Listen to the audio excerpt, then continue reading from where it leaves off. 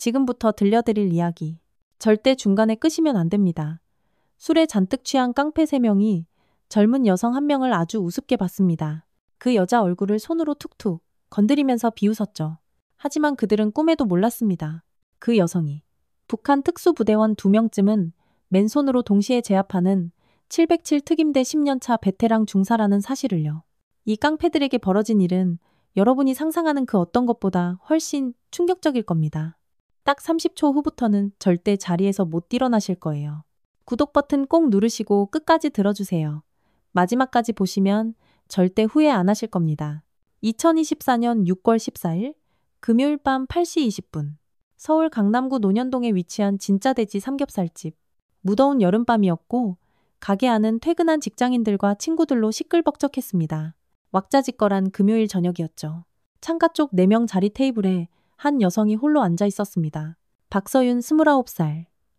키 165cm의 긴 생머리, 하얀 민소매 티셔츠에 치마를 입은 모습이 언뜻 보기엔 그냥 평범한 직장 여성 같았죠.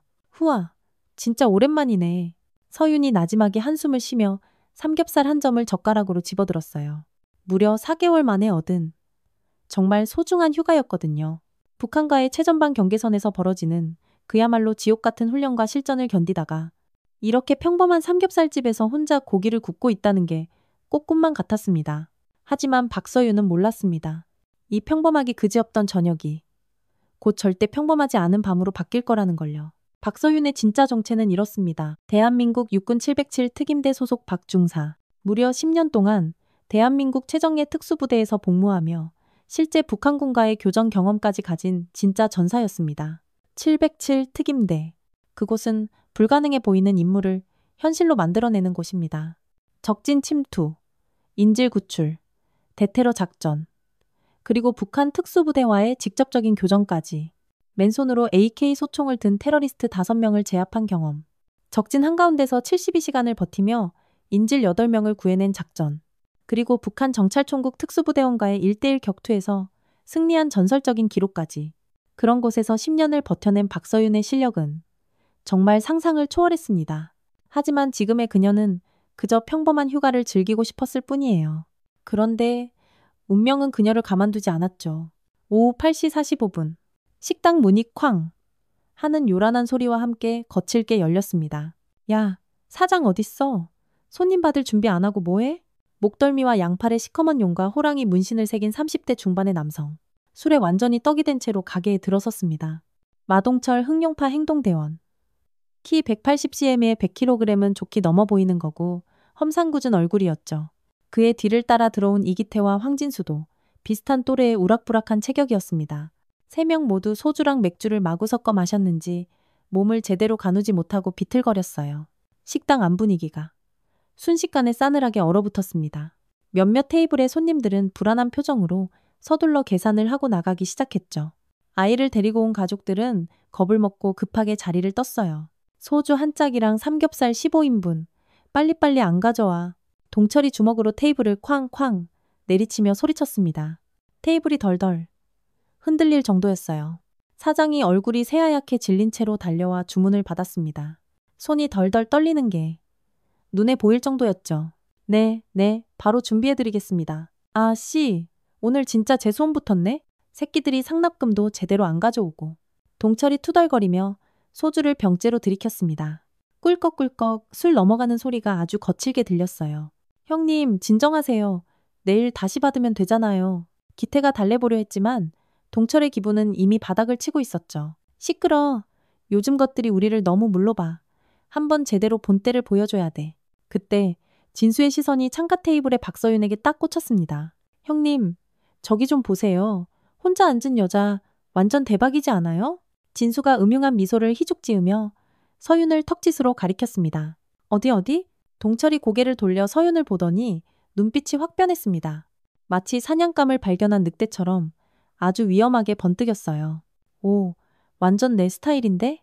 얼굴도 반반하고 몸매도 죽이네. 혼자 있으니 심심하겠구만. 바로 이 순간 박서윤의 본능이 움직이기 시작했습니다. 그녀의 시선이 아주 날카롭게 변했어요. 서윤의 눈이 조용히 식당 내부를 쓱 스캔했습니다. 정문 1개, 비상구 1개, 주방 출입문 1개, 다른 손님들의 위치, 무기로 사용 가능한 물건들, 그리고 적의 숫자와 체격 분석까지. 야, 저 여자 우리 테이블로 불러와봐. 동철이 진수에게 명령했습니다. 네, 형님. 제가 가서 예쁘게 모셔오겠습니다. 진수가 신나서 자리에서 일어나 서윤의 테이블로 성큼성큼 걸어갔습니다. 여기서부터가 진짜 시작입니다. 안녕하세요, 누님. 진수가 서윤의 테이블 바로 옆에 딱 서서 말을 걸었습니다. 입에서 역한 술 냄새와 담배 냄새가 진동을 했죠. 거리는 겨우 50cm 정도.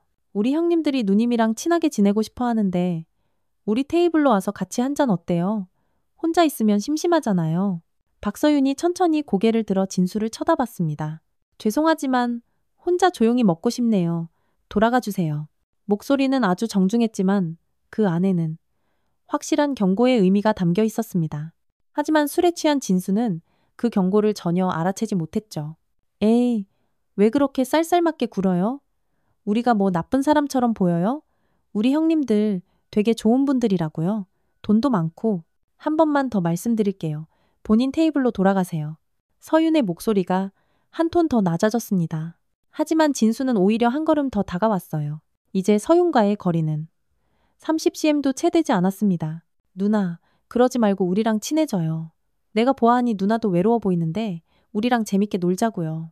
진수가 서윤의 어깨에 손을 올리려던 바로 그 순간. 그 손 치우시죠. 당장. 서윤의 목소리가 완전히 바뀌었습니다. 식당 안에 남아있던 몇몇 손님들이 이쪽 상황을 주목하기 시작했어요. 분위기가 심상치 않다는 걸 누구나 느낄 수 있었죠. 뭐야, 이 기집애? 우리가 좋게 말로 하는데 왜 이렇게 까칠해? 동철이 자리에서 벌떡 일어나며 고래고래 소리를 질렀습니다. 그의 목소리가 식당 전체에 쩌렁쩌렁 울렸어요. 진수야, 뭐하고 있어? 빨리 안 데려오고. 아가씨, 여기가 어딘 줄 알고 튕겨? 기태도 일어나서 위협적인 톤으로 말했습니다. 이 동네, 우리 흥룡파 구역이야. 우리 형님이 친하게 지내자는데 거절하면 어떻게 되는지 몰라? 이제 3명이 모두 서윤의 테이블 주변으로 몰려들었습니다. 완전히 포위된 상황이었죠. 다른 손님들은 겁에 질려 슬금슬금 피하기 시작했고 몇몇은 주머니 속 핸드폰으로 경찰에 신고할 준비를 하고 있었습니다. 마지막으로 경고할게요. 서윤이 자리에서 천천히 일어났습니다. 그녀의 키는 165cm였지만 왠지 3명의 깡패들보다 훨씬 더 커 보일 만큼 무언가 압도적인 기운이 느껴졌습니다. 저 혼자 있고 싶습니다. 지금 당장 본인들 자리로 돌아가세요. 이게 이쁘다 이쁘다 해주니까 내가 우스워 보이냐? 동철이 완전히 이성을 잃고 서윤에게 큰 걸음으로 다가왔습니다. 야, 우리가 누군지 알아? 흥룡파야. 이 동네에서 우리 보스 백강호 형님 모르는 사람 있는 줄 알아? 우리가 친하게 지내자는데 이걸 씹어? 어떻게 되는지 한번 보여줘. 그리고 바로 그 결정적인 순간이었습니다. 동철이 술에 취한 채로 손을 뻗어 서윤의 오른쪽 볼을 툭툭 치기 시작한 것이죠. 아가씨, 왜 이렇게 예쁜 얼굴로 까칠하게 굴어? 우리랑 친해지면 진짜 좋은 일만 있을 텐데? 응? 아, 네. 아, 네. 아, 네. 동철의 더럽고 거친 손가락이 서윤의 깨끗한 볼을 건드릴 때마다 바로 그 순간 박서윤의 눈빛이 완전히 변했습니다. 마치 지옥에서 올라온 악마를 본 것처럼 10년간 수많은 실전을 경험한 특임대 중사의 살기가 서서히 피어오르기 시작했습니다. 경고는 끝났어. 박서윤의 목소리가 지옥에서 올라온 듯 차갑게 변했습니다. 당장 그 손 치워. 뭐? 인연이 지금 나한테 명령질이야? 동철이 비웃으며 서윤의 볼을 더 세게 때리려던 바로 그 찰나. 첫 번째 폭발. 0.2초. 박서윤의 오른손이 번개보다 빠르게 움직였습니다. 으아. 동철의 끔찍한 절규가 식당 전체를 뒤흔들었습니다. 그의 오른쪽 손목이 서윤의 손에 완전히 붙잡혀 있었거든요. 관절이 정반대 방향으로 꺾일 만큼 강하게 우두둑 뼈가 부러지는 소리가 날 정도였어요. 이건 특임대 CQC, 관절 파괴 기법입니다. 제가 여기서 1cm만 더 비틀면 당신 손목뼈는 완전히 으스러져서 평생 못 쓰게 될 겁니다. 서윤이 아무 표정 없이 말하며 동철의 손목을 더 세게 비틀었습니다. 으악, 아악, 살려줘, 놔줘, 부러져, 부러진다고. 키 180cm, 100kg의 거구동철이 무릎을 꿇은 채 비명을 질렀어요. 눈물과 콧물이 범벅이 되어 흘러내렸습니다. 식당 안의 모든 손님들이 충격에 빠져 그 광경을 지켜봤습니다. 저 작고 가녀린 여성이 저 건장한 깡패를 손목 하나로 완전히 제압하고 있는 모습이 도저히 믿기지 않았거든요. 형님, 기태와 진수가 동시에 서윤에게 달려들었습니다. 하지만 그들은 몰랐습니다. 707 특임대원이 마음만 먹으면 무슨 일이 벌어지는지를. 서윤이 동철의 손목을 놓는 바로 그 순간 그녀의 몸이 영화 속 액션 영웅처럼 움직였습니다. 왼쪽에서 달려드는 기태의 주먹을 고개를 정확히 20도 기울여 완벽하게 피하면서 동시에 시계 반대 방향으로 180도 회전. 그러면서 오른쪽에서 오는 진수의 무릎차기를 왼팔로 막아냈어요. 서윤이 기태의 오른팔을 붙잡고 뒤로 비틀며 아래로 꺾는 순간 끄악! 기태의 어깨와 팔꿈치가 동시에 탈골되며 그가 얼굴부터 바닥에 처박혔습니다. 쿵! 머리부터 박은 기태의 코에서 피가 터져 나왔어요. 진수가 뒤에서 서윤의 머리채를 잡으려 팔을 뻗었지만 그보다 빨리 서윤의 오른쪽 팔꿈치가 그의 명치를 정확하게 가격했어요. 진수가 완전히 고꾸라진 채로 바닥에 무릎을 꿇었습니다. 숨을 제대로 쉬지 못해 얼굴이 새파랗게 변했어요. 단 8초 만에. 깡패 3명 완전 제압. 주변에서 지켜보던 손님들이 여기저기서 감탄사와 함께 박수를 쳤습니다. 와, 진짜 대박. 완전 영화 같아. 저 여자 누구야? 진짜 멋있다. 하지만 서윤의 표정은 여전히 얼음장처럼 차갑고 무표정했어요. 마치 이런 일은 그냥 일상이라는 듯이. 그런데 이게 끝이 아닙니다. 진짜 충격적인 반전은 지금부터예요. 이 인연이 도대체 정체가 뭐야? 동철이 부러진 듯한 손목을 붙잡고 겨우 일어나며 소리쳤습니다. 손목이 퉁퉁 부어올라 있었어요. 야, 감히 우리 조직을 건드려? 넌 이제 끝났어. 조직이요? 서윤이 마치 재미있는 농담이라도 들은 것처럼 차갑게 비웃었습니다. 어떤 조직인지 구체적으로 설명 좀 해줄래요? 야, 인연이 진짜 간이 배 밖으로 나왔네. 흑룡파라고 흑룡파. 우리 보스가 백강호 형님이야. 동철이 목에 핏대를 세우며 소리쳤습니다. 그런데 그때 박서윤의 입가에 알 수 없는 미소가 떠올랐습니다. 아주 차갑고 위험한 미소였죠. 두 번째 반전이 시작됩니다. 흑룡파요? 보스가 백강호인 그 흑룡파 말씀하시는 건가요? 서윤의 질문에 동철이 당황스러운 표정을 지었습니다. 너 우리 보스 형님을 알아? 네, 아주 잘 알죠. 서윤이 천천히 의미심장하게 말했습니다. 3년 전 8월 17일 오후 2시 30분. 무기 밀매 혐의로 검찰청에서 12시간 동안 조사받았던 그 백강호 씨 말이군요. 뭐라고? 바닥에 쓰러져 있던 기태가 놀라서 말을 더듬었습니다. 그리고 정확히 작년 9월 23일 오전 6시 조직 내부 갈등으로 행동대원 5명이 강남경찰서에 연행됐었죠. 마동철 씨, 당신도 그때 독방에서 48시간 동안 조사받았잖아요. 그때 변호사도 못 만났고요. 서윤이 동철의 이름을 정확히 부르며 구체적인 날짜와 시간까지 언급하자 세 남자의 얼굴이 새하얗게 질렸습니다. 어떻게 내 이름을? 그리고 그런 세세한 것까지? 동철이 식은땀을 줄줄 흘리며 뒷걸음질 쳤어요. 이기태 씨는 2022년 3월 12일 오후 11시 27분 홍대 클럽 앞에서 대학생 3명을 집단 폭행한 혐의로 기소유예 받으셨고 그때 피해자 중 1명이 뇌진탕으로 3주간 입원했었죠. 서윤이 계속해서 충격적인 정보들을 정확하게 나열했습니다. 황진수 씨는 작년 12월 8일 새벽 2시 강남 지하 불법 도박장에서 체포돼서 서초경찰서에서 조사받으셨죠? 당시 도박 빚이 정확히 370만 원이었고 어머니가 아파트를 담보로 잡혀서 돈을 마련해 주셨고요. 이게 어떻게 된 거야? 진수가 완전히 공포에 질린 표정으로 주저앉았습니다. 식당 안에 다른 손님들도 수군거리기 시작했어요. 세상에 저 여자 누구야? 완전 무서운데? 무당 아니야? 혹시 경찰? 아니면 국정원? 아무리 그래도 일반인이 저런 정보를 어떻게 알아? 너 대체 누구야? 경찰이야? 국정원이냐고. 동철이 완전히 겁에 질린 목소리로 물었습니다. 그것보다는 서윤이 핸드폰을 천천히 꺼내 들었습니다. 지금 당장 경찰에 신고하는 게 먼저겠네요. 폭행 시도, 성추행 미수, 협박, 영업방해, 조직폭력 활동. 죄목이 참 많네요. 이 정도면 각자 최소 3년은 살다 나오겠는데요? 잠깐. 신고하지 마. 세 사람이 동시에 다급하게 외쳤습니다. 왜요? 아까는 그렇게 당당하시더니 갑자기 왜 이러실까? 서윤이 냉소적으로 웃으며 112를 누르려던 바로 그 순간 식당 문이 다시 열렸습니다. 그리고 들어온 사람을 보자마자 색깡패의 표정이 완전히 굳어버렸어요. 형님, 세 번째 반전이 시작됩니다. 들어온 사람은 40대 중반의 깔끔한 정장 차림의 남자. 백강호, 흑룡파의 보스였습니다. 야, 마동철. 백강호의 목소리는 차갑고 위험했어요. 마치 얼음 칼날 같았습니다. 너 지금 여기서 뭐 하는 거야? 형님. 그게 아니고 저희가 그냥 이 여자가 조용히 해. 백강호가 한마디로 동철의 말을 잘랐습니다.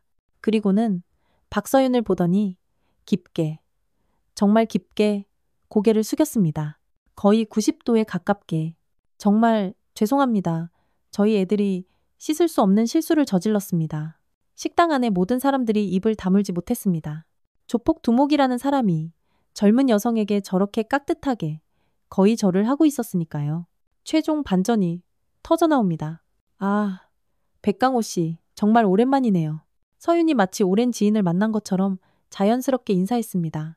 박서윤 중사님, 이렇게 뵙게 될 줄은 정말. 뭐? 중사? 중사가 뭔데? 동철이 아직도 상황 파악이 안 된 채 물었습니다. 백강호가 깊은 한숨을 쉬며 떨리는 목소리로 설명했습니다. 야, 이 새끼들아, 너희들이 지금 누구를 건드린 줄 알아? 세 사람이 겁에 질린 표정으로 백강호를 바라봤어요. 대한민국 육군 707 특임대, 특전사시라고. 707. 특임대가 도대체 뭔데요? 진수가 조심스럽게 물었습니다. 북한 특수부대랑 직접 총 들고 싸워서 이기는? 대한민국 최정예 부대야. 그것도 10년차 베테랑 중사님이시라고. 백강호의 설명에 세 사람의 다리가 후들후들 떨리기 시작했습니다. 그리고 백강호가 더욱 충격적인 사실을 말했습니다. 이분이 3년 전에 우리 조직 무기 밀매 사건 수사에 직접 참여하셨던 분이야. 네? 그리고 백강호가 잠시 망설인 후 더 놀라운 사실을 털어놨습니다. 작년에 우리 조직원 6놈이 여대생 2명을 집단으로 괴롭혔을 때 그 피해자들을 구해주신 분이기도 해. 세 사람이 동시에 바닥에 무릎을 꿇었습니다. 하지만 여기서 끝이 아닙니다. 더 놀라운 사실이 공개됩니다. 그때 제가 개인적으로 휴가 중이었습니다. 서윤이 담담하게 말했습니다. 하지만 강남역 뒷골목에서 여대생 2명이 조직원 6명에게 둘러싸여 있는 걸 봤죠. 그래서 개입했습니다. 그래서 이분이 우리 조직원 6명을 단 30초 만에 전부 다 때려 눕혔다던 바로 그분이시라고. 정말 죄송합니다. 정말 몰라 뵀습니다. 살려주십시오. 다시는 이런 짓 안 하겠습니다. 용서해 주세요. 세 사람이 동시에 바닥에 엎드려 빌기 시작했어요. 진짜 닭똥 같은 눈물을 뚝뚝 흘리면서요. 주변 손님들이 감탄하며 박수를 쳤습니다. 우와, 진짜 대단하다. 저런 분이 우리나라를 지켜주시는구나. 완전 멋있어. 하지만 박서윤의 표정은 여전히 차가웠습니다. 일어나세요. 서윤이 차분하게 말했습니다. 괜찮습니다. 다만 약속 하나만 해주세요. 무엇이든 하겠습니다. 동철이 떨리는 목소리로 대답했어요. 앞으로는 절대로 힘없는 시민들에게 피해주지 마세요. 특히 여성분들이나 약한 분들에게는 더욱더요. 네, 알겠습니다. 반드시 약속드리겠습니다. 백강호와 색깡패가 진심을 다해 대답했습니다. 그리고 백강호 씨, 서윤이 백강호를 바라보며 말했습니다. 조직 운영 방식을 완전히 바꾸세요. 이런 식으로는 언젠가 더 큰 문제가 생길 겁니다. 네, 명심하겠습니다. 이미 많이 바뀌었지만 더욱 조심하겠습니다. 그럼 저는 이만 가보겠습니다. 서윤이 자리에서 일어나 계산을 마쳤어요. 박서윤 중사님, 백강호가 마지막으로 말했습니다. 정말 감사합니다. 오늘도 그리고 그때도 저희가 정신을 차릴 수 있게 해주셔서요. 저는 군인입니다. 국민을 보호하는 것이 제 의무죠. 서윤이 식당 문을 열며 마지막으로 말했습니다. 다만 약속은 반드시 지키세요. 그녀가 문 밖으로 나가기 전에 한 번 더 뒤돌아봤어요. 만약 다시 이런 일이 있다면 그때는 정말로 이렇게 조용히 끝나지 않을 겁니다. 문이 닫히고 서윤이 사라진 후에도 식당은 한동안 숨소리조차 들리지 않았습니다. 몇 분 후 동철이 조심스럽게 입을 열었습니다. 형님, 그분이 정말 그렇게 대단한 분이세요? 야, 이 답답한 놈아. 몇 번을 말해. 백강호가 한숨을 푹 쉬며 설명했습니다. 북한 특수부대원도 맨손으로 때려잡는 사람들이야. 저분은 진짜 살아있는 전설이라고. 그런 분을 우리가 건드렸다고? 기태가 얼굴이 새하얗게 질린 채로 중얼거렸어요. 너희들이 얼마나 운이 좋은 건지 알아? 오늘 이분이 아니었으면 진짜 너희들 인생 끝장날 뻔했어. 그날 밤 세 사람은 집에 돌아가서 707 특임대에 대해 인터넷으로 검색해봤습니다. 그리고 깨달았죠. 자신들이 얼마나 무시무시하고 위험한 상황에 처했었는지를. 그로부터 일주일 후 세 사람은 백강호와 함께 박서윤이 근무하는 부대 근처에서 그녀를 기다렸습니다. 정식으로 사과하기 위해서였죠. 박서윤 중사님, 정말 죄송했습니다. 앞으로는 절대 그런 일 하지 않겠습니다. 그리고 이거 받아주십시오. 정말 죄송한 마음을 담았습니다. 동철이 정중하게 선물을 건네며 말했습니다. 선물은 받을 수 없습니다. 대신 약속만 지켜주세요. 네, 반드시 지키겠습니다. 그날 이후 그들은 바뀌었습니다. 흑룡파 조직원들은 더 이상 일반 시민들에게 피해를 주지 않았습니다. 오히려 동네에서 약한 사람들이 곤란한 일을 겪으면 남몰래 도와주는 역할을 하기도 했죠. 그리고 박서윤은 계속해서 자신의 임무를 충실히 수행하며 진정한 군인의 모습을 보여주었습니다. 여러분, 이 놀라운 이야기 어떠셨나요? 이 이야기에서 우리가 배울 수 있는 몇 가지 교훈이 있습니다. 첫째, 진정한 강함이란 힘으로 상대를 굴복시키는 것이 아니라 꼭 필요할 때만 올바르게 사용하는 지혜입니다.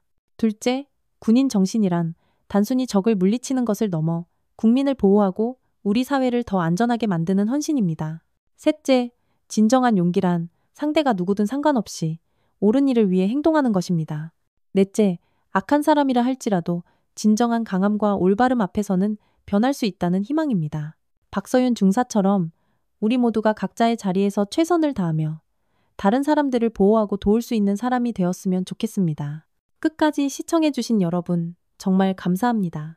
오늘도 보이지 않는 곳에서 우리나라의 안전을 위해 묵묵히 헌신하고 계신 모든 국군 장병 여러분께 깊은 감사의 마음을 전합니다. 구독과 좋아요, 그리고 알림 설정까지 여러분의 작은 관심이 더 좋은 이야기를 만드는 큰 힘이 됩니다. 다음에도 더 흥미진진한 이야기로 찾아뵙겠습니다.